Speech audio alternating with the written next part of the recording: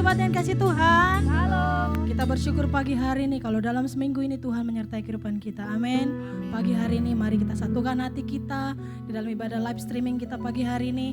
Dimanapun Bapak Ibu berada, kita percaya hadirat Tuhan tetap kita rasakan. Amin. Mari kita satukan hati di dalam doa. Sungguh kami bersyukur Tuhan buat pagi hari ini. Itu semua karena anugerah-Mu dalam hidup kami Tuhan. Kami boleh ada sampai saat ini Tuhan. Karena kebaikan-Mu ya Bapa. Terima kasih Tuhan. Pagi hari ini kami datang di hadapan-Mu ya Tuhan. Dengan mengucapkan syukur kami Tuhan. Kami bawa seluruh hidup kami Tuhan. Inilah hidup kami Tuhan. Kami persembahkan bagi-Mu Tuhan. Bila Tuhan Yesus ambil alih seluruh hidup kami ya Tuhan. Terima kasih Bapa yang baik. Ini kami Tuhan Yesus. Kami serahkan hidup kami Tuhan. Mari Bapa dimanapun kami berada, para jemaat-Mu Tuhan yang mendengarkan live streaming kami pada pagi hari ini Tuhan.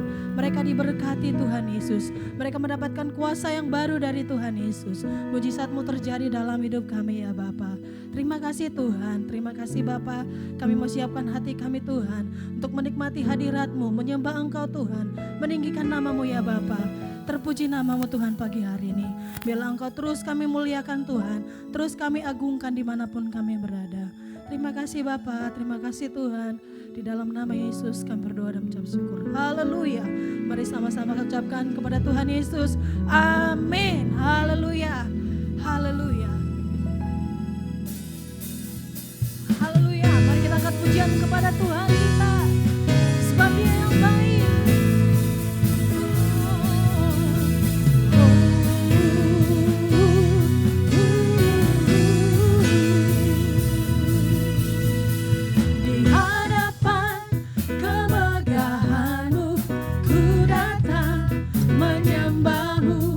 Membawa hatiku, membawa hidupku.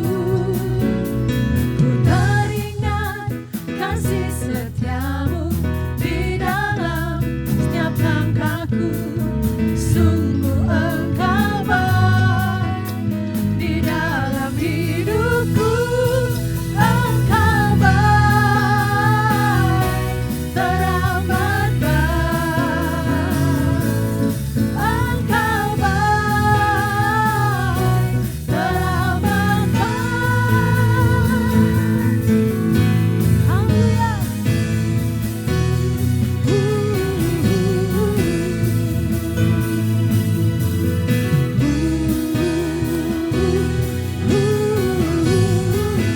Sama-sama pujian ini. Di hadapan kemegahan-Mu ku datang menyembah-Mu, membawa hatiku, membawa hidupku. Teringat kasih setiamu di dalam tiap langkahku. Sungguh Engkau baik Tuhan. Di dalam hidupku, Engkau baik, sungguh baik, teramat baik. Oh, Engkau baik, teramat baik. Engkau baik, teramat baik. Sungguh baik Tuhan.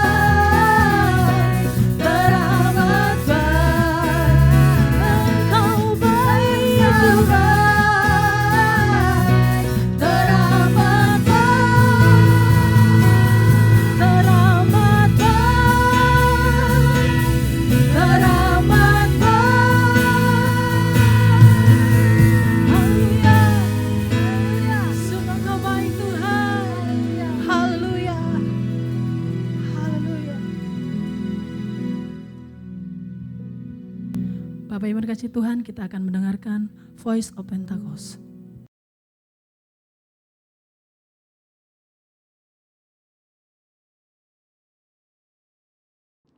Shalom saudara, saya percaya hari ini kita semua tetap bersuka cita di dalam kebaikan Tuhan.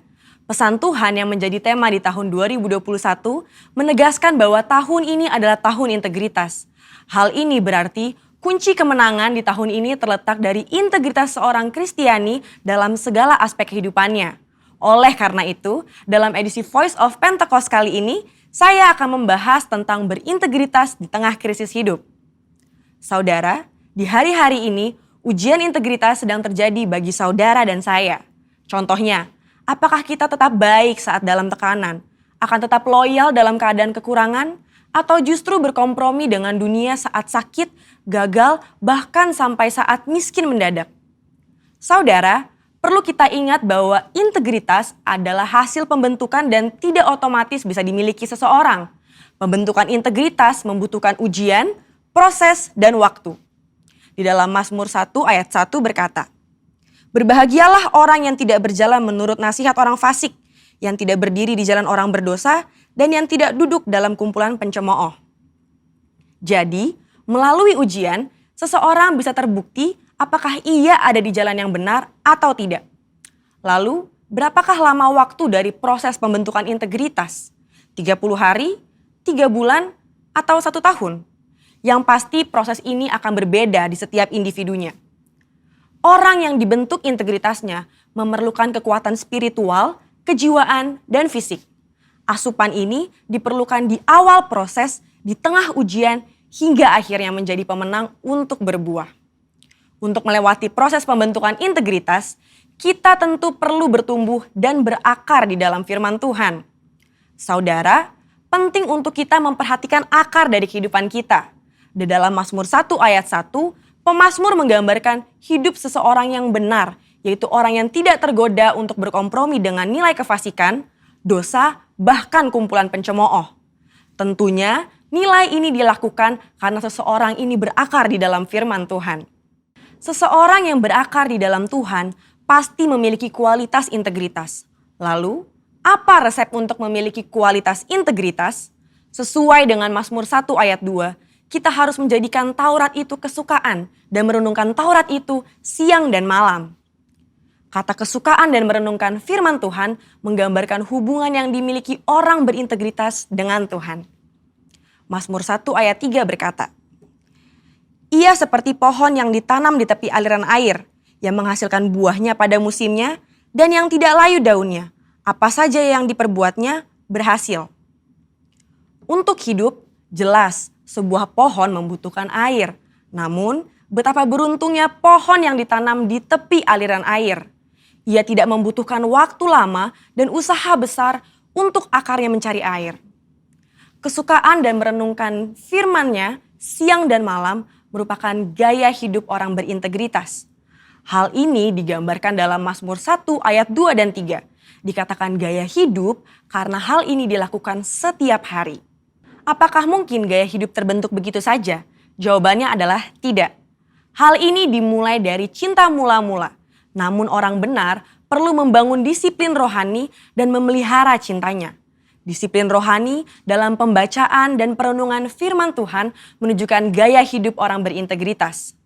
Seperti pohon yang bertumbuh dan berakar di tepi aliran air, akan mudah untuk bertumbuh dan berbuah. Demikian digambarkan gaya hidup orang yang berintegritas, yang kesukaannya ialah merenungkan firman Tuhan siang dan malam. Dalam Yohanes 15 ayat 7 dan 8 berkata, "Jikalau kamu tinggal di dalam aku dan firmanku tinggal di dalam kamu, mintalah apa saja yang kamu kehendaki dan kamu akan menerimanya. Dalam hal inilah Bapa-Ku dipermuliakan, yaitu jika kamu berbuah banyak dan dengan demikian kamu adalah murid-murid-Ku." Di ayat ini, Yesus menjelaskan hubungan sebab akibat yang erat antara gaya hidup merenungkan firman dengan berbuah dalam kehidupan. Apa buah yang diinginkan Tuhan dihasilkan oleh setiap umatnya? Buah-buah yang Tuhan ingin kita hasilkan adalah buah pertobatan, buah kehidupan, buah karakter, dan buah jiwa-jiwa. Selain itu, apa dampak lain dari tertanam di tepi aliran air? Dalam Mazmur 1 ayat 3 menjelaskan dengan tidak layu daunnya. Hal ini sama dengan kita memiliki daya tahan yang tinggi terhadap berbagai situasi kehidupan. Situasi sulit dan krisis hidup bisa datang kapan saja. Saat ini kita sedang mengalami pandemi COVID-19 dan resesi ekonomi. Situasi ini dapat mengganggu integritas seorang untuk kompromi dengan dosa, untuk menyakiti sesama, putus pengharapan, bahkan tidak lagi percaya kepada Tuhan. Lewat pemazmur, Tuhan hendak mengatakan kepada kita bahwa dari hubungan seseorang dengan Tuhan lewat gaya hidup cinta akan firman Tuhan bukan hanya agar kita berbuah, tapi juga agar kita tetap berintegritas. Di mata Tuhan, orang seperti ini dipandang dan dijanjikan apa saja yang ia perbuat berhasil. Saya percaya kita yang sudah mendengar ini akan semakin memperhatikan akar kita, perhatikan gaya hidup kita, dan perhatikan hubungan kita dengan firman Tuhan. Saudara, untuk penjelasan yang lebih lanjut dari tim teologi kami, silakan klik link yang ada di atas atau scan QR Code yang tersedia. Salam integritas, Tuhan Yesus memberkati.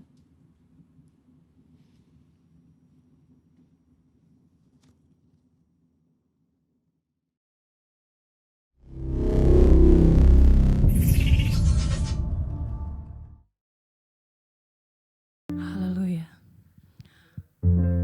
Kami mau terus Tuhan merasakan kebaikan-Mu dalam kehidupan kami. Oh, setiap hari ada mujizat Engkau sediakan bagi kami Tuhan. Setiap hari kami melihat kebaikan-Mu dalam kehidupan kami Tuhan. Haleluya. Setiap hari kulihat kasih-Mu. Setiap hari kulihat kuasa-Mu.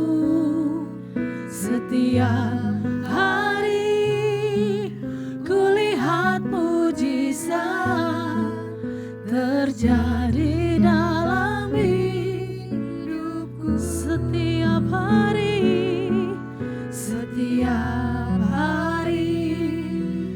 kulihat kasih-Mu. Amin Tuhan. Setiap hari kami lihat kuasa-Mu. Setiap hari kulihat mujizat terjadi dalam hidupku. Katakan Yesus, Yesus.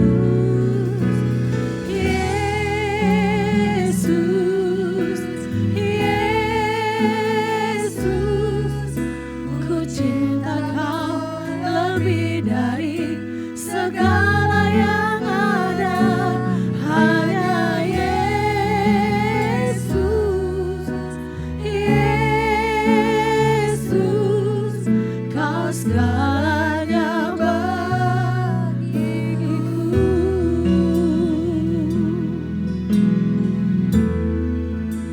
Setiap hari kulihat kasih-Mu.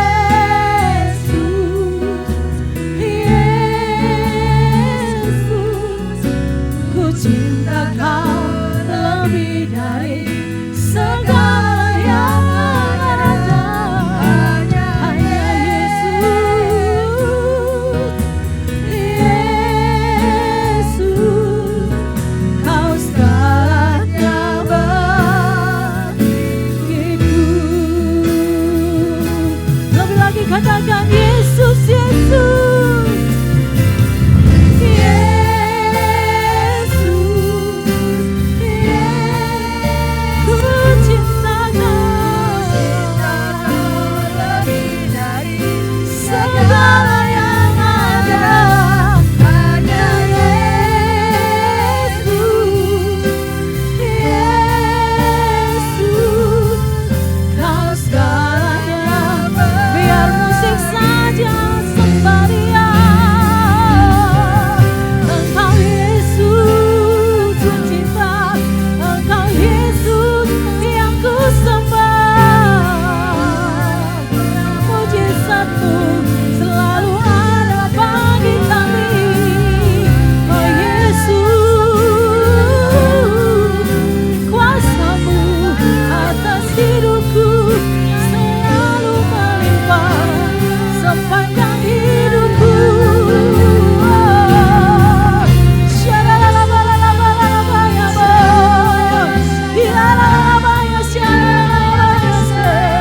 Haleluya, haleluya, Yesus ku cinta Engkau.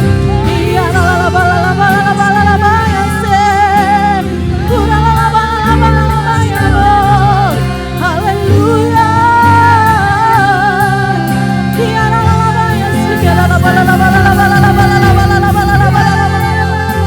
haleluya, kuasa-Mu nyata bagi kami.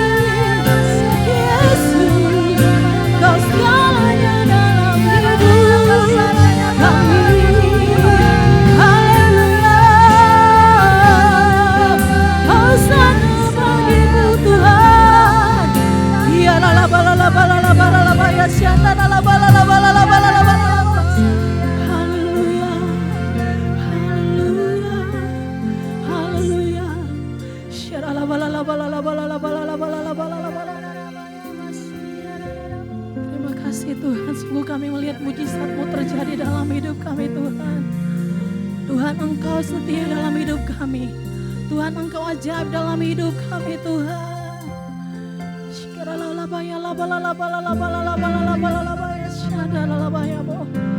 Haleluya, Engkau sumber kekuatan kami Tuhan. Engkau juru selamat kami Tuhan. Harapan bagi hidup kami ya Bapa. Haleluya Tuhan. Engkau Tuhan yang setia, sumber kekuatanku.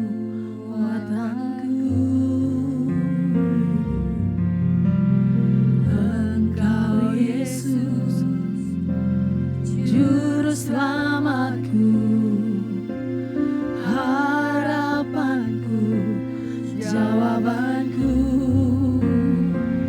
Yesus, Kau segalanya bagiku, Tuhan dan Rajaku.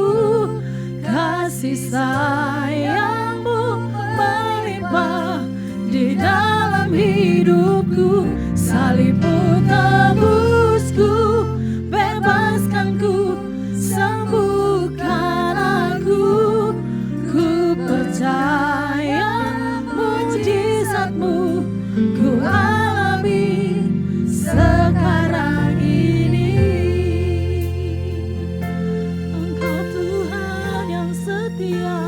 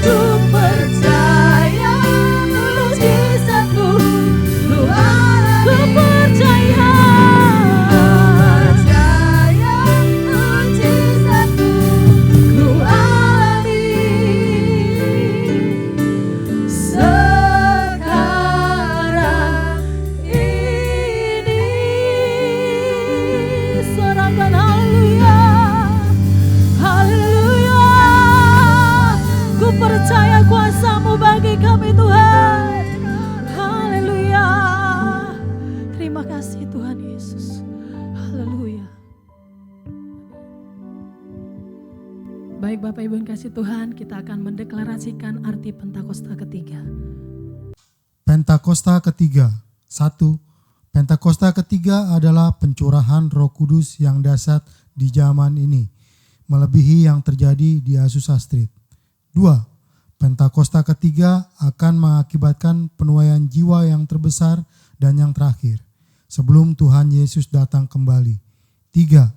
Pentakosta ketiga akan membangkitkan generasi Yeremia, yaitu anak-anak muda yang dipenuhi Roh Kudus, cinta mati-matian kepada Tuhan Yesus, tidak kompromi terhadap dosa, dan akan bergerak untuk memenangkan jiwa. 4. Pentakosta ketiga lahir di Indonesia dan bergerak ke bangsa-bangsa. Gerakan ini dari timur ke barat dan akan kembali ke Yerusalem. 5. Pentakosta ketiga akan memberikan kuasa untuk menyelesaikan amanat agung. Dan setelah itu Tuhan Yesus datang kembali. Shalom. Shalom Bapak, Ibu-ibu yang dikasihi Tuhan. Mari kita baca di Kisah Para Rasul 1 ayat 3. Kisah Para Rasul 1 ayat 3. Kepada mereka ia menunjukkan dirinya setelah penderitaannya selesai, dan dengan banyak tanda ia membuktikan bahwa ia hidup. Sebab selama 40 hari ia berulang-ulang menampakkan diri dan berbicara kepada mereka tentang kerajaan Allah.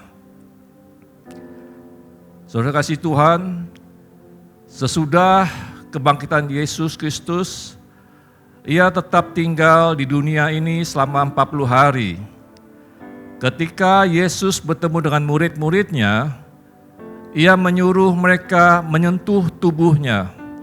Bahkan ia makan di hadapan mereka dan memperlihatkan tangan dan kakinya kepada mereka untuk membuktikan bahwa ia hidup.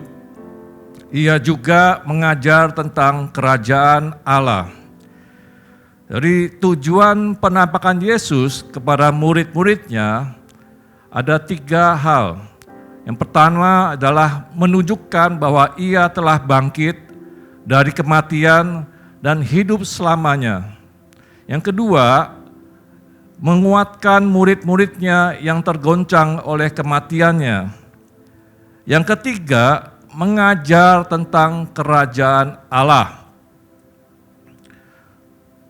Tujuan pertama penampakan Tuhan Yesus Kristus kepada murid-muridnya adalah untuk memberi bukti apapun untuk meyakinkan murid-muridnya bahwa ia telah bangkit dari kematian dan hidup selamanya.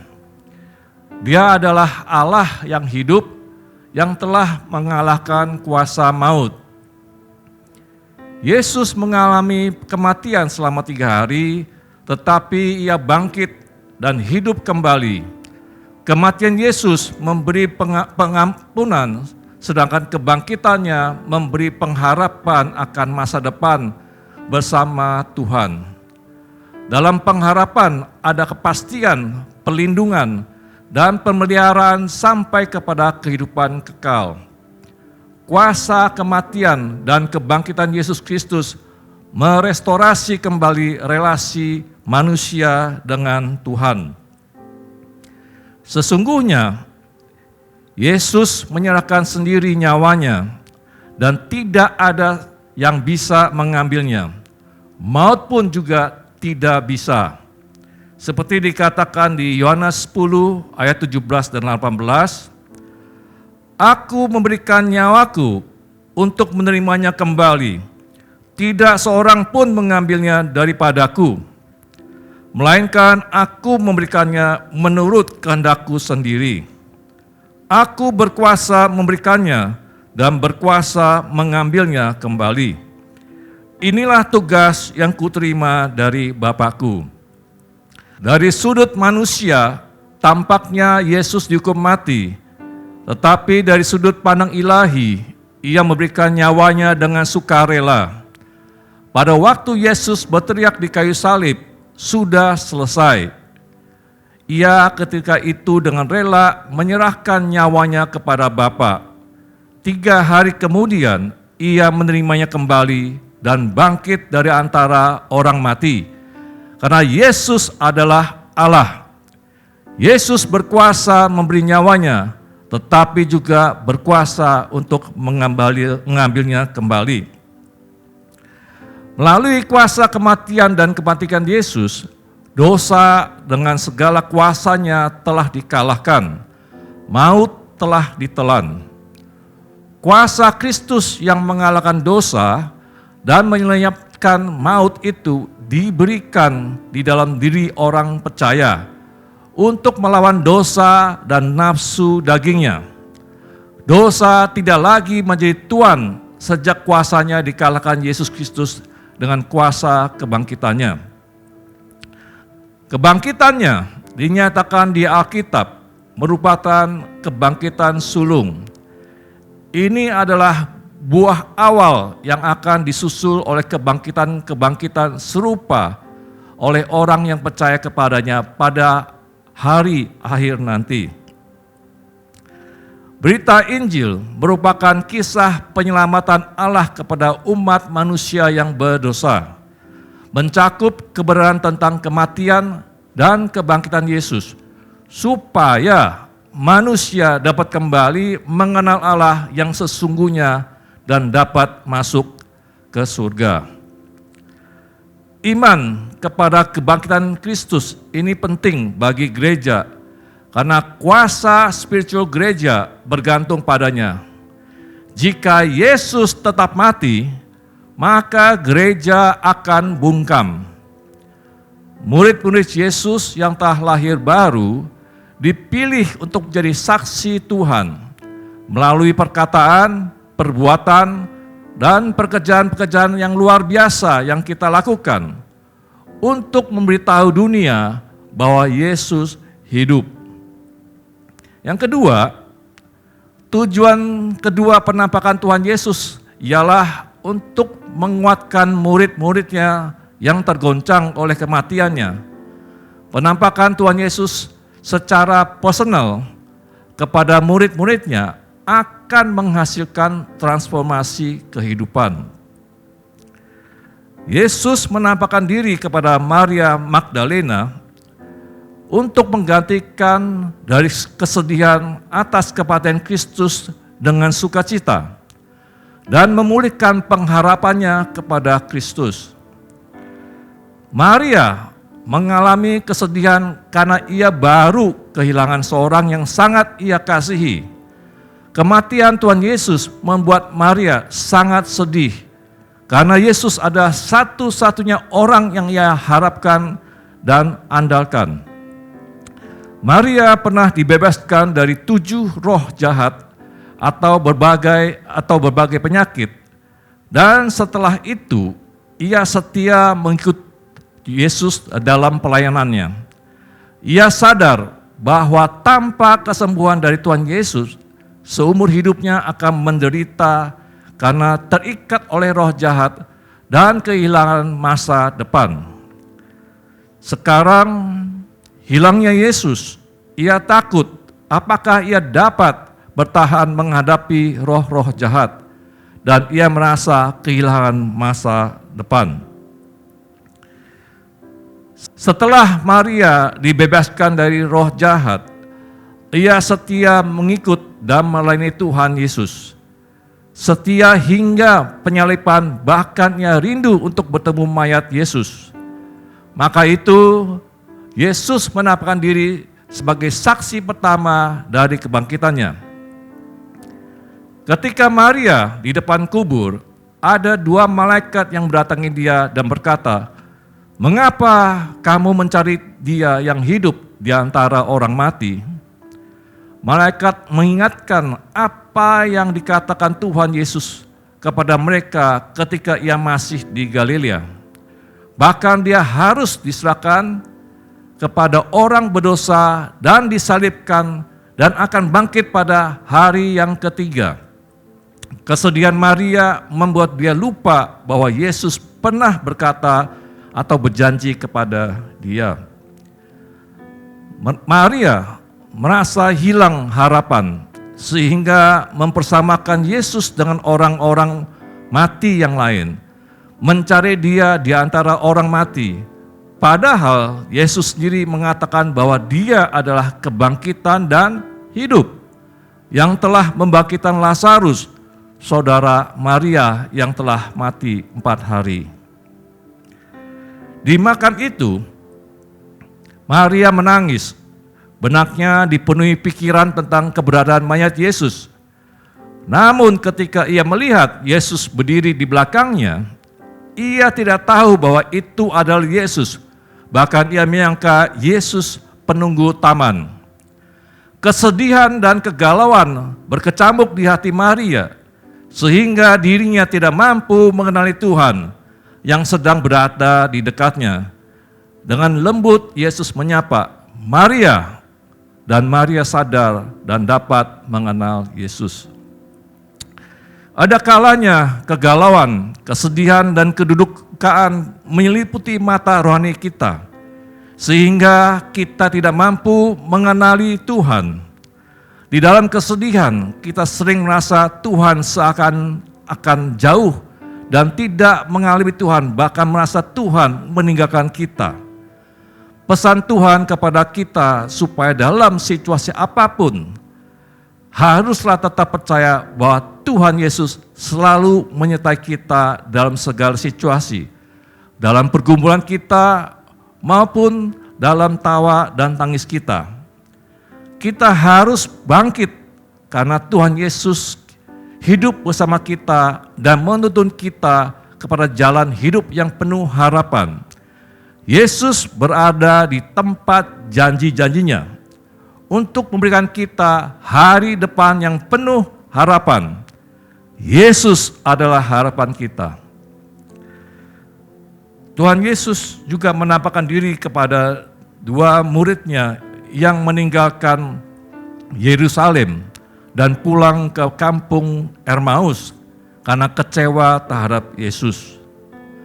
Meninggalkan Yerusalem yang juga artinya meninggalkan persekutuan karena merasa kecewa. Namun setelah menerima pemahaman firman dengan benar, mereka kembali ke Yerusalem. Mereka kembali ke persekutuan. Kekecewaan disebabkan oleh ketidakpengertian tentang firman Tuhan, sehingga kecewa melihat realita tidak sesuai dengan pengharapannya. Murid-murid Yesus mengharapkan Yesus membebaskan bangsa Israel dari jajahan Romawi dan membangun sesuatu kerajaan yang kokoh di bawah pemerintahan Mesias sebagai raja mereka. Tetapi malahan Yesus disalib dan tidak bisa menolong dirinya sendiri. Dan sekarang perampok mengambil mayatnya dari kubur, dan wanita-wanita mengabarkan bahwa mereka bertemu dengan malaikat dan mengatakan bahwa Yesus telah bangkit dan hidup. Ketika Tuhan Yesus mendekati dan berjalan bersama-sama mereka, mereka tidak mengenali Dia karena ada sesuatu yang menghalangi mata mereka. Maka itu Yesus berkata, "Hai kamu orang bodoh, betapa lambannya hatimu, sehingga kamu tidak percaya segala sesuatu yang telah dikatakan para nabi." Yesus membuka pikiran mereka untuk memahami isi perjanjian lama tentang dirinya sendiri yang tertulis dalam kitab Taurat Musa dan kitab nabi-nabi dan kitab Mazmur, bahwa Mesias harus menderita dan bangkit dari antara orang mati pada hari ketiga. Sehingga mereka mengerti kitab suci. Yesus menjelaskan kepada mereka bahwa Allah memegang kendali atas semua keadaan.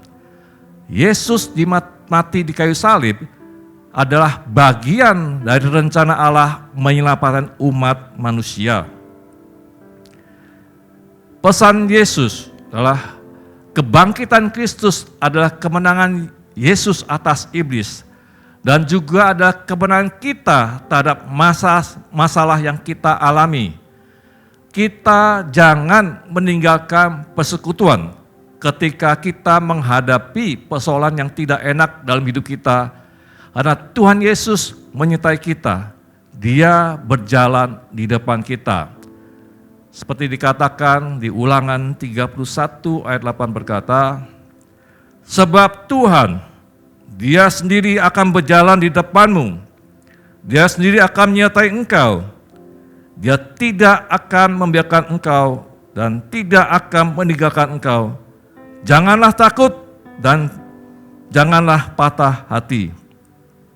Ketika Tuhan Yesus hendak meneruskan perjalanannya, kedua muridnya mendesak Tuhan Yesus untuk tinggal bermalam karena hari telah menjelang malam.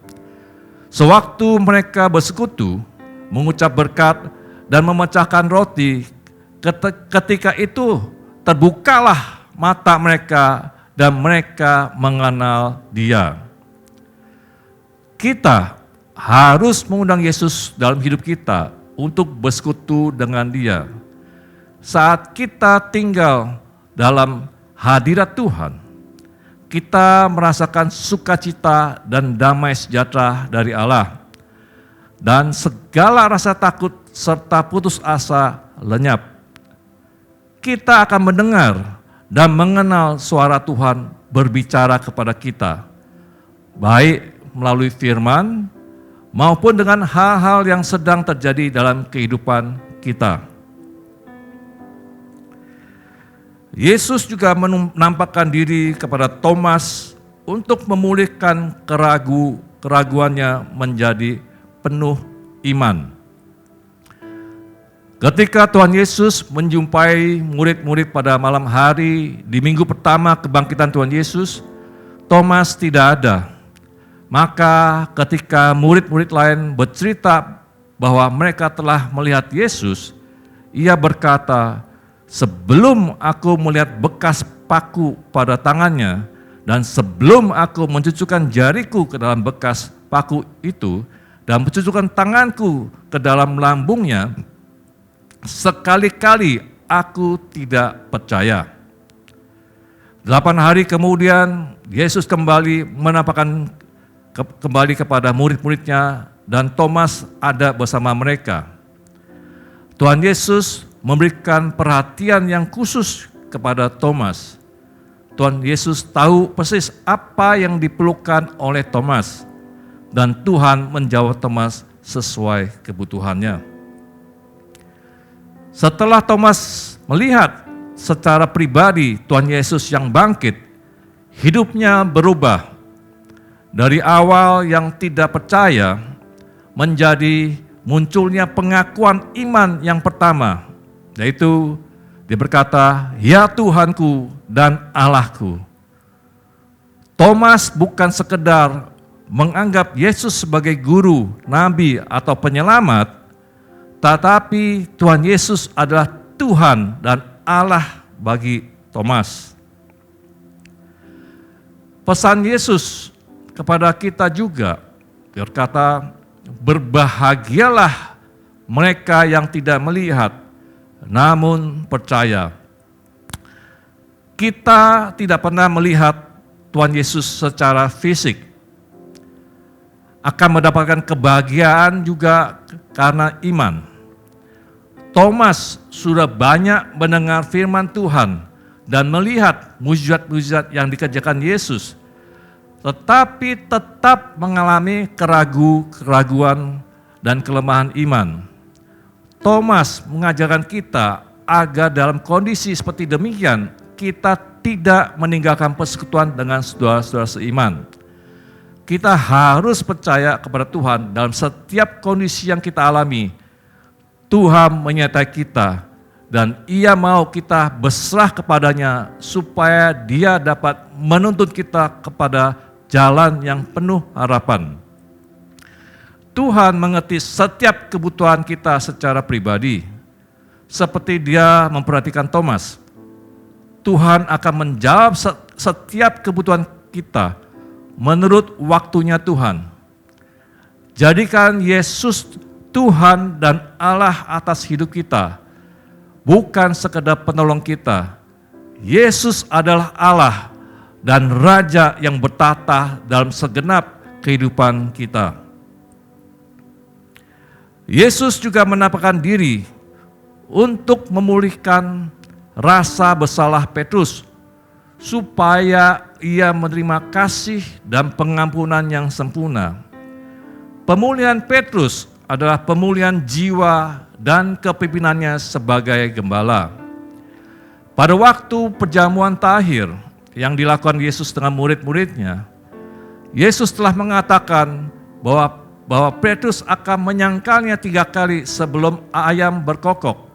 Tetapi kata Petrus kepadanya, "Sekalipun aku harus mati bersama-sama engkau, aku takkan menyangkal engkau." Namun dalam kenyataannya, Petrus menyangkal Yesus 3 kali sebelum ayam berkokok.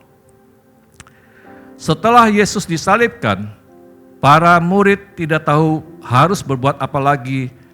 Mereka mengikuti Petrus untuk menangkap ikan. Namun mereka tidak berhasil menangkap apa-apa sepanjang malam.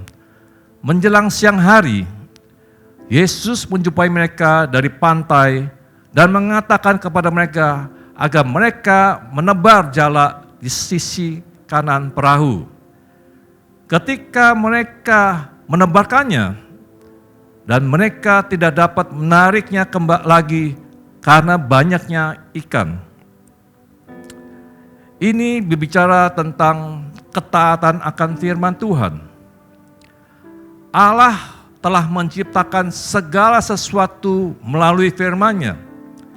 Ia telah menciptakan segala sesuatu dari yang tidak ada menjadi ada. Ketika Ia berfirman dan kita percaya dan taat melakukan perintah firman-Nya, maka hal itu akan terjadi meskipun secara pikiran manusia tidak masuk akal. Yohanes tahu bahwa ini khas pekerjaan Yesus. Segera berkata kepada Petrus, "Itu Tuhan." Ketika Petrus mendengar bahwa itu adalah Tuhan, maka ia dengan terburu-buru terjun ke dalam danau dan menghampiri Yesus. Ketika murid-murid yang lain menyusul datang dengan perahu sambil menghela jala yang penuh ikan itu, mereka melihat sudah ada api arang dan di atasnya ada ikan dan roti. Tuhan Yesus telah mempersiapkan makan bagi semuanya. Setelah mereka selesai makan, barulah Yesus berkata kepada Simon Petrus, "Apakah engkau mengasihi aku lebih daripada mereka ini?" Pertanyaan Yesus ialah mengasihi dia secara agape. Kasih agape adalah kasih tak bersyarat. Cinta kasih tetap mengasihi walaupun tidak dikasihi. Kasih agape menggambarkan kasih Allah kepada manusia. Sebelumnya, Petrus telah menyangkal Yesus sebanyak 3 kali. Sekarang, Yesus bertanya kepada Petrus 3 kali, apakah ia mengasihinya. Petrus sudah sadar bahwa kasihnya gagal karena bersandar kepada kekuatannya sendiri, yang akan selalu membawa kekecewaan dan penyesalan. Petrus menjawab Tuhan, "Aku hanya sanggup mengasihi dengan kasih seorang teman atau filio saja." Kedua kalinya Yesus bertanya kepada Petrus, "Apakah engkau mengasihi aku?" Mengasihi secara agape. Petrus merasa kepedihan karena menyangkali Yesus dan berharap persahabatan mereka kembali utuh. Jawab Petrus kepadanya, "Benar Tuhan, engkau tahu bahwa aku mengasihi filio kepada engkau, kasih sahabat. Ketiga kalinya Yesus bertanya kepada Petrus, dia turun dari tingkat Petrus dan bertanya, apakah engkau benar seorang sahabat sejati? Yang menyedihkan hati Petrus. Dan ia berkata kepadanya, Tuhan, engkau tahu segala sesuatu. Engkau tahu bahwa aku mengasihi engkau. Kata Yesus kepadanya, gembalakanlah domba-dombaku. Hubungan yang sejati dengan Allah muncul dari kasih yang dilahirkan dalam hati kita dan yang berserah sepenuhnya kepada Yesus yang terkasih. Sebelum kita menyerahkan hati kita kepada Tuhan, kita tidak akan bisa sepenuhnya mengasihinya. Seberapa banyak kita mengekspresikan Kristus dalam hidup kita, sebesar itulah kita mengasihi Dia. Ketika Allah memiliki seluruh hati kita, Ia memiliki kita dan juga sumber daya kita. Tuhan baru bisa mempercayai kita menjadi pengelola yang setia dari kekayaannya yang melimpah untuk mencapai tujuannya di bumi dan untuk memberkati umatnya. Tugas kita adalah menjadi gembala yang baik, menggembalakan domba-domba yang Tuhan percayakan kepada kita untuk membawa mereka kepada Tuhan sehingga mereka mempunyai hidup dan mempunyainya dalam segala kelimpahan. Tujuan ketiga adalah penampakan Tuhan Yesus untuk berbicara kepada murid-muridnya tentang kerajaan Allah. Kerajaan Allah mengacu kepada pemerintahan Allah atas hati dan kehidupan orang yang percaya kepadanya. Allah yang bertata dan berdaulat dalam hidup kita yang sudah lahir baru, bukan diri kita atau iblis, karena roh Allah tinggal di dalam kita. Roma 14:17 berkata, sebab kerajaan Allah bukanlah soal makanan dan minuman, tetapi soal kebenaran, damai sejahtera, dan sukacita oleh Roh Kudus. Seperti Yesus mengajar kebenaran isi perjanjian lama dan membuka pikiran murid-muridnya yang sedang berjalan menuju kampung Emmaus. Roh Kudus adalah roh kebenaran yang akan memimpin kita ke dalam seluruh kebenaran. Sebab segala sesuatu yang didengarnya itulah yang akan dikatakannya dan ia akan memberitakan kepada kita hal-hal yang akan datang. Yesus menampakkan diri kepada Maria, menggantikan kesedihannya menjadi sukacita. Alkitab mengatakan, bersukacitalah senantiasa dalam Tuhan. Sukacita tidak lepas kaitannya dengan iman, pengharapan, dan kasih. Kita bersukacita karena Allah berserta kita. Dan jika Allah berserta kita, siapa yang dapat melawan kita? Dan Dia juga akan menggenapi semua janji-janji firman-Nya. Yesus juga menampakkan diri kepada murid-muridnya sewaktu mereka sedang mengunci diri karena takut kepada penguasa Yahudi. Ketika menampakkan diri kepada murid, Yesus memberi salam damai sejahtera dan kemudian menghembus mereka dengan Roh Kudus. Ketakutan berubah menjadi kedamaian dan ketekungkungan menjadi penuh daya hidup. Roh Kudus yang memberi damai sejahtera akan menghilangkan semua ketakutan dan kekhawatiran sehingga kita dapat mengucap syukur dalam segala hal seperti yang diingini Tuhan. Jikalau hati kita penuh sukacita dan damai sejahtera, maka kita dapat mengenal suaranya yang lembut. Kita dapat dengan tenang dan tidak bimbang menjalani hidup sesuai tuntunannya, meskipun realita kelihatannya tidak sesuai harapan.